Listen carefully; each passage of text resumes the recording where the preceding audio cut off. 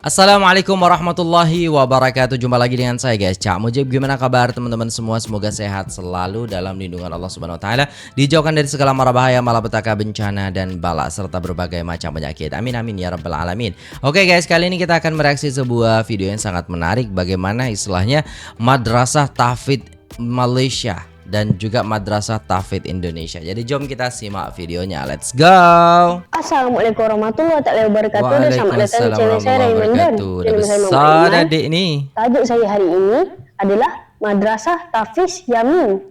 Kajian selain daripada sekolah-sekolah dan IPTA seluruh negara, Papa juga banyak diundang ke tahfiz untuk menerangkan bahaya gejala sosial kepada anak-anak muda dan untuk dijadikan iktibar serta boleh membantu dalam menyebarkan bahaya gejala sosial ini kepada orang lain. Jadi keraplah Papa ke tahfiz seluruh negara untuk sama-sama berkongsi maklumat tentang bahaya-bahaya ini yang boleh memusnahkan anak-anak muda, bangsa dan agama. Di video kali ini, Ryan membawa kalian semua ke sebuah lagi tahfiz bertempat di kawasan Jelebu, Kuala Kelawang, iaitu Madrasah Tahfidz Yamin. Yang menariknya, tahfiz ini walaupun dikelolakan secara swasta, namun ianya mengikuti peraturan-peraturan sebagaimana yang dilakukan di sekolah biasa kerana pengasasnya iaitu Puan Hajar Latifah merupakan seorang pesara guru besar di sebuah sekolah kerajaan. Jadi tidak hairanlah tahfiz ini dikendalikan dengan begitu baik sekali dengan peralatan yang lengkap dan guru-guru yang berpengalaman. Papa bergerak bersendirian sejak 20 tahun yang lalu dan amat memerlukan bantuan para pelajar untuk menyebarkan maklumat tentang gejala sosial ini, di mana Papa mempamerkan lebih 1,200 slide tentang rokok, vape, dadah, buli, pergaulan bebas dan juga buang bayi serta banyak lagi perlakuan gejala sosial yang perlu dihindari. Jom kita saksikan sama-sama. Oh macam ni ya guys ya. Kejap guys, kaya saya nak komen sikit ya guys ya. Kenapa dekat Malaysia tu macam budak-budak tahfiz ni pakaian sama semua, macam seragam, macam seronok lah macam tu ya guys ya. Saya jumpa kat sini ada beberapa juga tapi macam biasa je, macam pakai jubah je. Kalau peci tu dia tak guna macam sorban-sorban macam tu lah guys ya. Jadi cantik seronok lah kita tengok macam tu guys ya. Saya juga nak lah macam kat pondok saya tu kan, tapi memang biasa je lah, tak ada seragam-seragam macam ni. Kalau saya nak terapkan mungkin elok, cantik macam tu guys ya. Boleh lah tiru ni kan. Masya Allah, terbaik lah budak-budak tahfiz ni.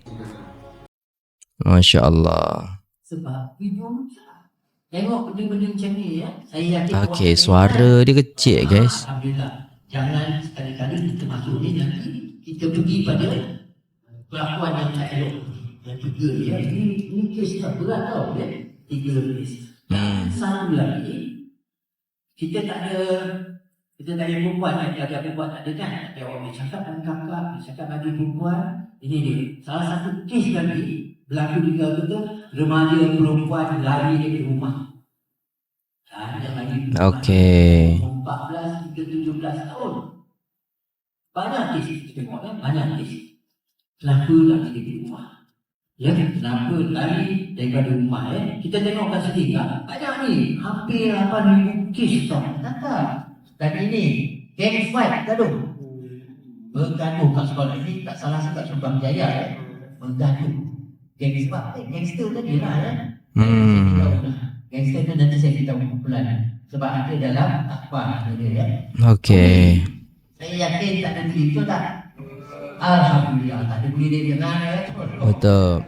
Karena bully itu ya guys ya, saya sangat-sangat ini ya guys ya. Dulu waktu saya masih SD gitu kan, masih sekolah dasar ataupun di sekolah awal lah dulu setelah tadika gitu loh guys ya.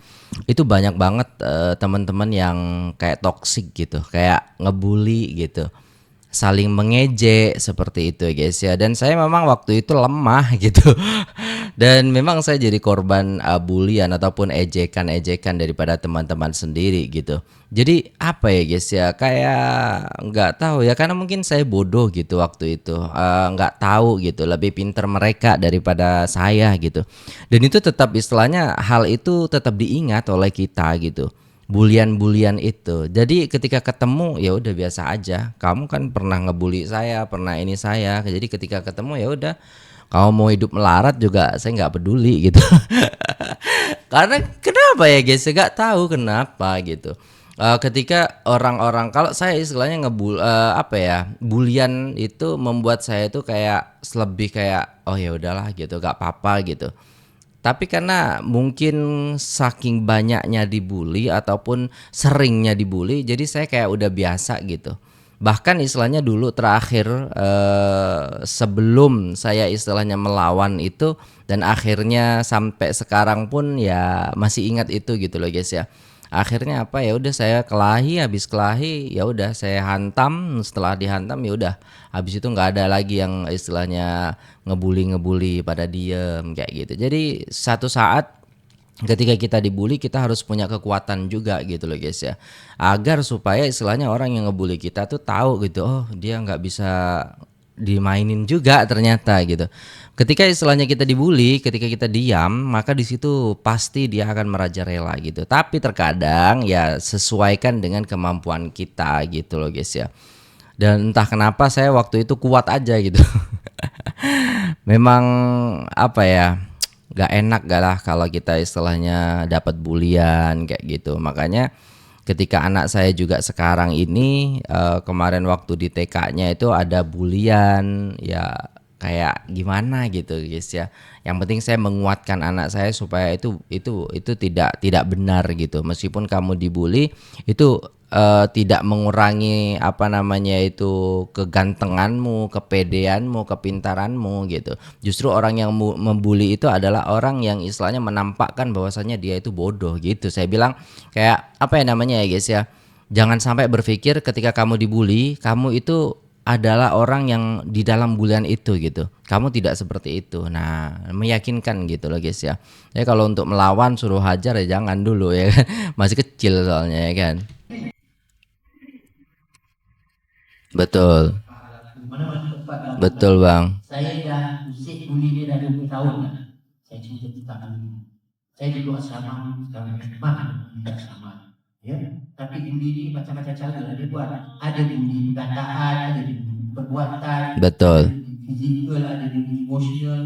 Kalau ni dalam buli ni adalah gangsterisme. Kita tengok ni ya. Ni dia membentuk budak ini jangan buat sekali walaupun dia betul. Pelajar-pelajar sedang tekun mendengar. Masya Allah. Pelajar-pelajar lebih teruja mendengar sambil melihat visual. Betul. Anak sekarang begitu. Antara guru-guru tenaga pengajar. Masya Allah.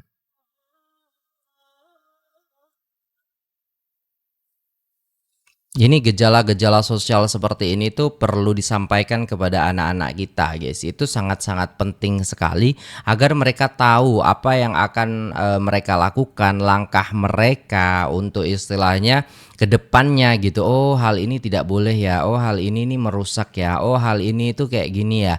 Jadi itu akan membuka minda mereka. Ini smart saya bilang ketika istilahnya menyampaikan hal-hal yang tidak baik, hal-hal yang baik ya kan. Hal tidak baiknya seperti ini, hal yang baiknya seperti ini, lingkungan sosial ataupun gejala sosial seperti ini yang akan merusakkan badanmu, yang akan merusakkan jiwamu, yang akan meronta-rontakan kehidupanmu, melantak berantakan ya kehidupan dan hubungan sosialmu dengan orang tua, dengan pasanganmu, dengan anak-anakmu.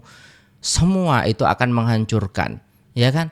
Daripada narkotika, daripada narkoba, zat-zat aktif, zat kimia, vape dan lain sebagainya, rokok dan lain sebagainya, itu semua merugikan seperti itu ya guys ya. Jadi ini diberi faham dari awal gitu, keren. Informatif dan itibar untuk pelajar-pelajar. Dewa yang selesa dan peralatan yang lengkap. Betul, terbaik ini guys pondoknya guys. Ada tempat untuk Bersama Puan Mudirah ada Puan acaranya Hajah gini. Latifah. Anak-anak pelajar yang baik, berilmu, beragama, pemimpin negara masa depan. Masya Allah.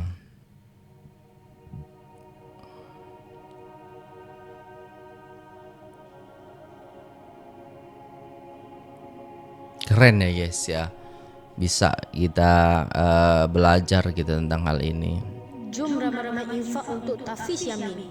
Nah ini guys, kalau kita nak berinfak boleh QR lewat apa nama tu Bank Islam ini ya guys. Saya tengok ya guys, saya penasaran gitu. Apakah bisa gitu ketika ada QR seperti ini, saya istilahnya menggunakan QR saya untuk juga menyumbang gitu.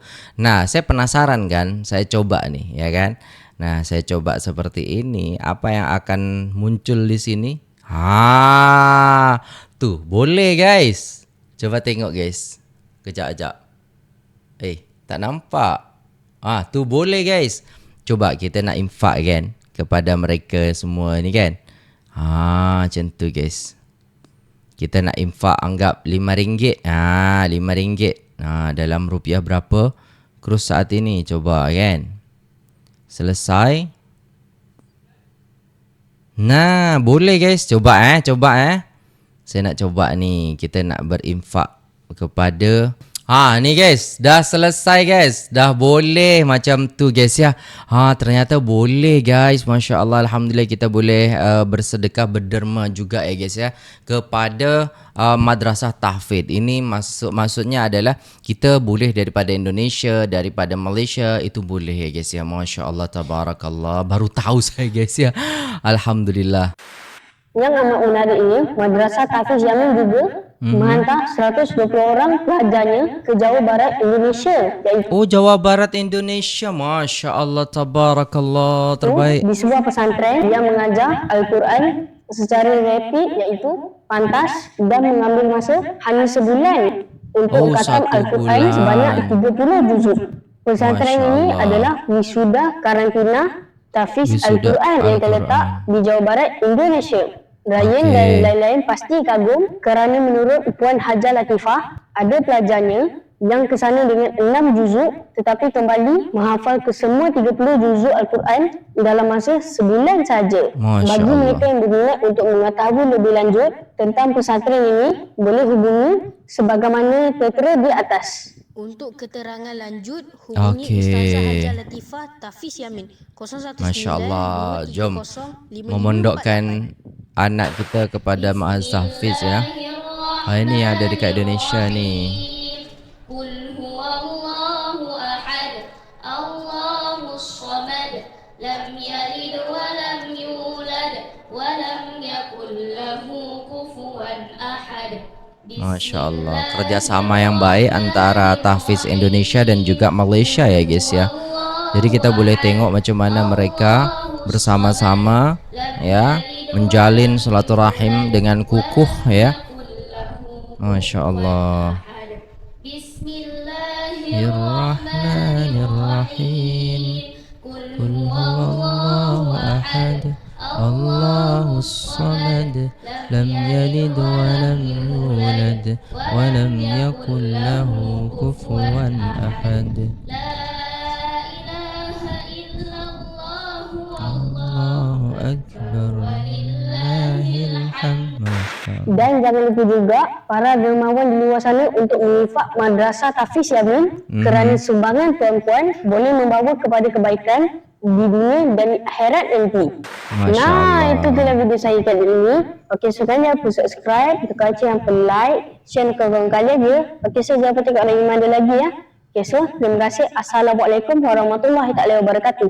Bye, jumpa di next video. Alright guys, udah selesai videonya dan itulah tadi ya guys ya, video daripada adik Ryan Imandon yang ada di Malaysia ya guys ya, Masya Allah. Dan vlog kali ini dia berkenaan dengan Madrasah Tahfidz Yamin. Ternyata terungkap bagaimana jalinan-jalinan ya tentang pondok pesantren Indonesia dan Malaysia ini sangat-sangat kukuh ya guys ya. Ini terbukti bahwasannya bahwasannya Al-Quran menyatukan kita ya, Indonesia dan juga Malaysia. Ketika Ustadz Abdul Somad, ketika Ustadz Adi Hidayah dan ustadz-ustadz lainnya yang datang dari Indonesia ke Malaysia berceramah, dari Malaysia ke Indonesia berceramah juga di university ataupun di kampung-kampung, ini menandakan bahwasannya Islam menyatukan kita, menyatukan Indonesia, menyatukan Malaysia bersama-sama dalam mewujudkan ya risalah-risalah, dalam mewujudkan dakwah-dakwah, sehingga apa, ini membuat kita semakin kuat di dalam hubungan keislaman ya guys ya, keagamaan seperti itu. Dan ini sudah dilakukan oleh nenek-nenek moyang kita dulu daripada masa penjajahan ataupun sebelum-sebelumnya, mereka sudah melakukan itu, sehingga sampai sekarang pun terjalinlah istilahnya hubungan-hubungan erat keagamaan tentang bagaimana istilahnya memajukan anak-anak supaya anak-anak menjadi anak-anak yang saleh dan salihah. Masya Allah, tabarakallah. Dan semoga ini video bermanfaat untuk kita semua. Jangan lupa guys ya, like, share, komen, dan subscribe. Buat teman-teman semua yang mensupport channel ini, cukup istilahnya teman-teman share, subscribe, dan juga bisa berlangganan. Dan juga teman-teman bisa juga istilahnya ngasih super thanks, ataupun teman-teman bisa belanja di tempat ini ataupun di channel ini gitu guys ya. Terima kasih sudah tengok video ini sampai selesai. Jangan lupa like, share, komen, dan subscribe. Saya pamit undur diri. Assalamualaikum warahmatullahi wabarakatuh.